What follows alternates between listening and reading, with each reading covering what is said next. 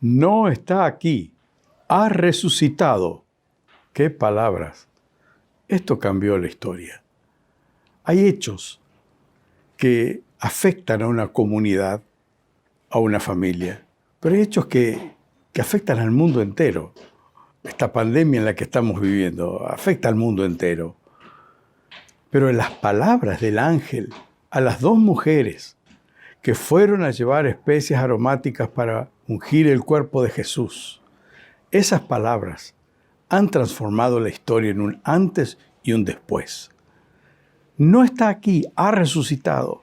Y estas mujeres escuchan esa palabra, la creen y el ángel les recuerda, Jesús les habló de esto, les dijo que iba a morir y les dijo que iba a resucitar, pues resucitó, ahora vive. Estas mujeres salieron corriendo a avisar a los discípulos. Jesús comenzó a aparecerse a uno, a otro.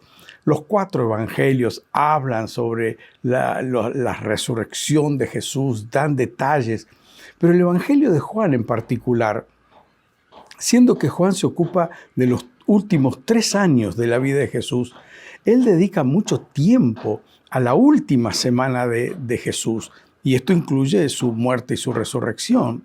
Capítulo 21 y 22 de Juan hablan de las apariciones de Jesús a María Magdalena, a los 10 discípulos, a Tomás el incrédulo, que nos deja una de las grandes pruebas de la resurrección, a los 7 discípulos que estaban junto al mar de Galilea.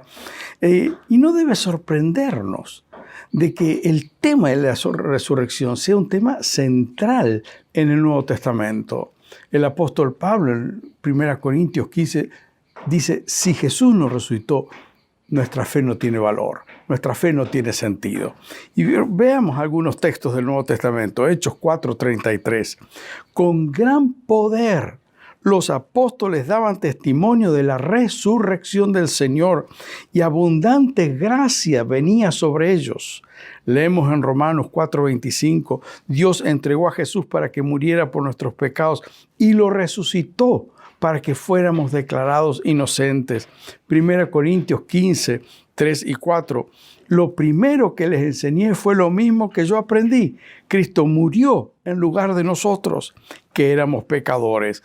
Tal como enseña la Biblia, fue sepultado y después de 3 días Dios lo resucitó. Leemos en Efesios 1, 19 y 20. Pido que entiendan bien el gran poder de Dios que nos ayuda en todo. El poder de Dios no tiene límites. Con ese mismo poder Dios resucitó a Cristo. Miren la oración de Pablo por la iglesia. No hablaba de prosperidad económica. Hablaba de que sean conscientes, de que conozcan el gran poder de Dios que levantó a Cristo de entre los muertos. Y el apóstol Pedro, en su primera carta, capítulo 1, versículo 3, dice, alabemos al Dios y Padre de nuestro Señor Jesucristo, que por medio de la resurrección ha cambiado totalmente nuestra vida. Esto es un testimonio personal. Por medio de la resurrección, Dios ha cambiado totalmente nuestra vida.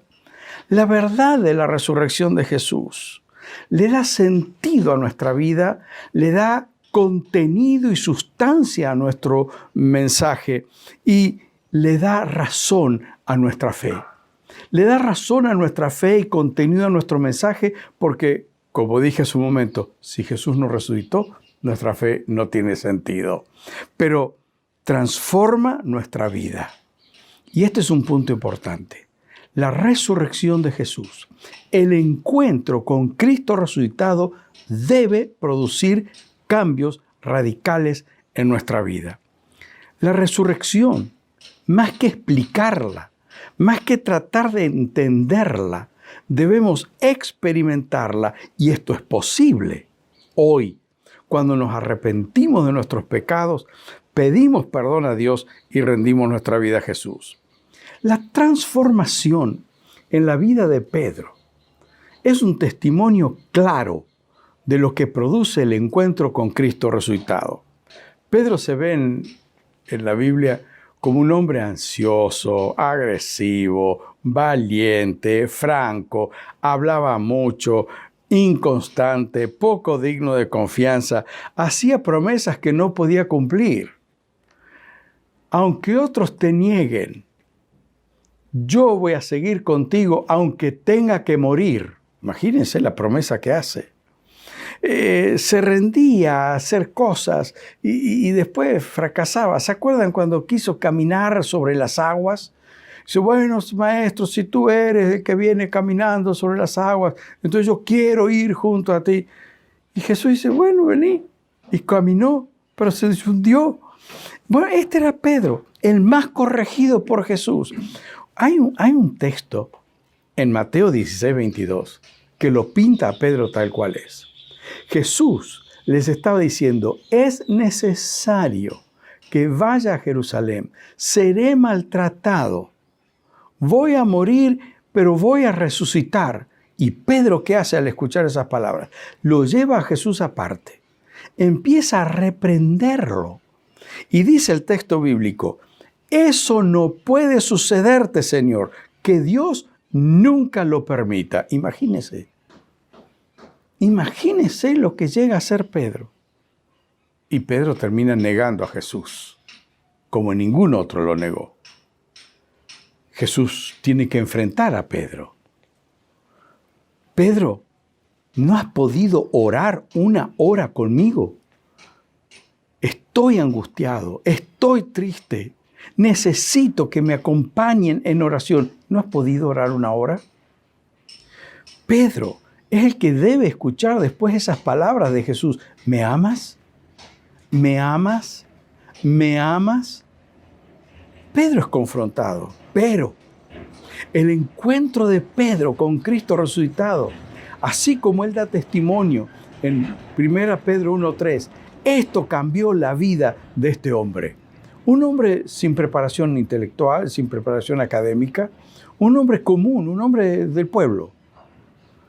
Pero qué interesante, el que hablaba sin pensar, el día de Pentecostés, cuando todos comenzaron a decir que esos 120 estaban borrachos, ¿quién fue el que habló?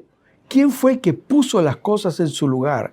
¿Quién fue el que predicó de tal manera que la multitud quedó conmovida? Y dijeron, ¿qué debemos hacer? ¿Qué tenemos que hacer? Pedro tenía una respuesta, arrepiéntanse. Arrepiéntanse de sus pecados, crean en Jesucristo. 3,000 personas ese día rindieron su vida a Jesús. El que negó a Jesús, cuando fue detenido por las autoridades y le dijeron, no vuelvas a hablar del Evangelio, es Pedro el que dice, juzguen si es justo obedecer a los hombres antes que a Dios. ¿Y qué hace Pedro? Pedro sigue predicando el Evangelio. El que se durmió cuando Jesús le pidió que ore con él. El que se durmió en su carta es el que dice, no se preocupen, lleven todas sus aflicciones, lleven toda su ansiedad delante de Dios, porque Él tiene cuidado de nosotros. Él es el que invita a descansar en el Señor. El que quiso hacer justicia cuando detuvieron a Jesús en el Monte de los Olivos. Pedro sacó su espada y le cortó la oreja a un hombre. Una reacción tan humana, tan temperamental. Pero este Pedro es el que después dice, debemos vivir de tal manera que los demás crean por nuestra conducta. Interesante, porque él llama a una conducta coherente con el Evangelio, cosa que él no tuvo antes. El que fue advertido de que pasaría por diversas pruebas.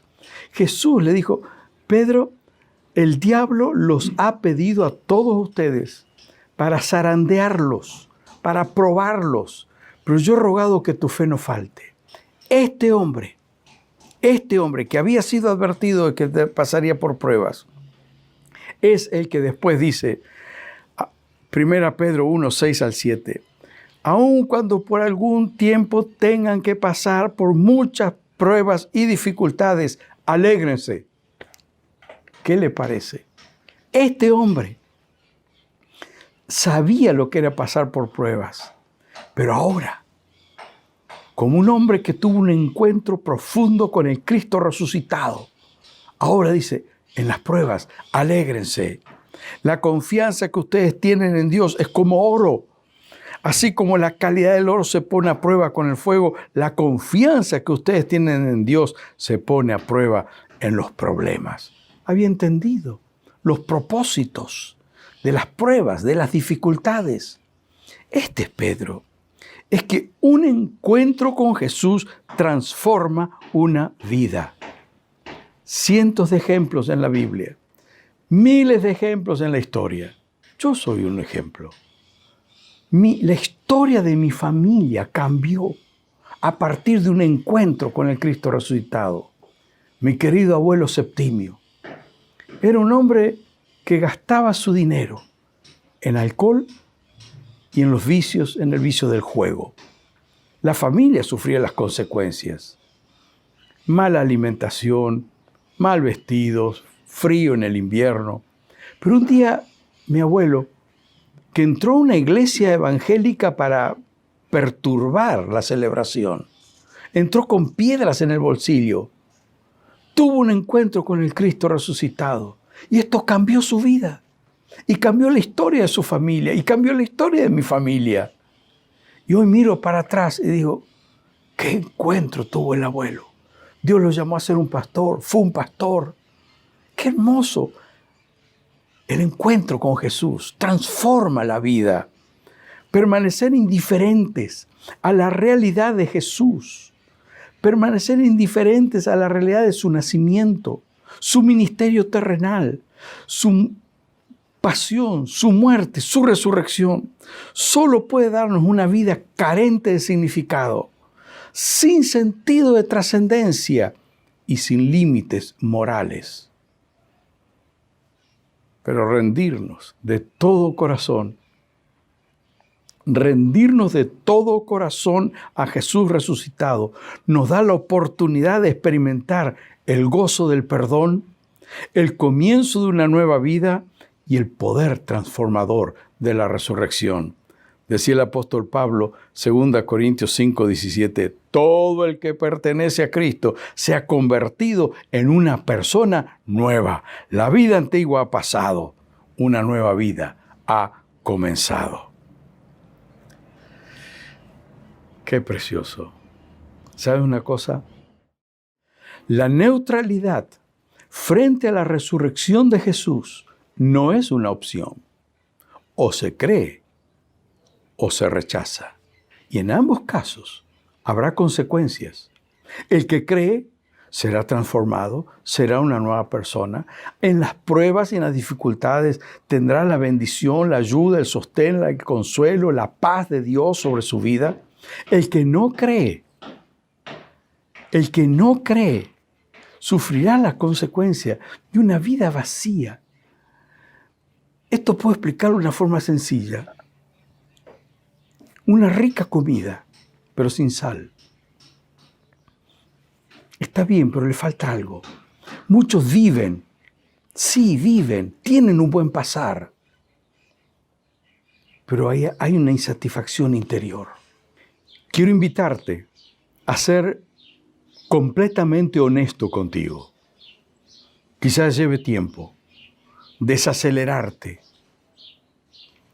Lo peor que puede pasar a una persona es autoengañarse. Sé honesto contigo. Si hay un sentido de insatisfacción en el fondo de tu corazón, un sentido de insatisfacción, algo falta, algo no tengo, ¿sabes qué es lo que estás necesitando? Un encuentro con Cristo resucitado. Te voy a decir esto, ir al templo no es suficiente.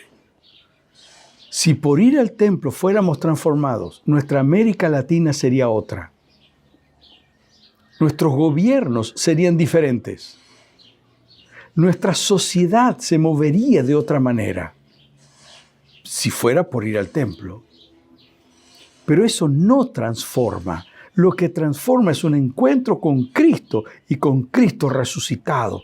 Cuando rendís tu vida, consagrás tu vida para Él y dejas que Él te transforme y Él te llene y te dé el sentido de trascendencia que estás necesitando y el sentido de propósito y ponga los límites morales dentro de los cuales debes conducirte.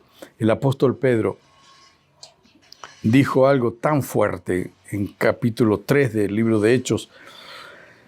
Ustedes mataron al autor de la vida, pero Dios lo levantó de los muertos y nosotros somos testigos de este hecho.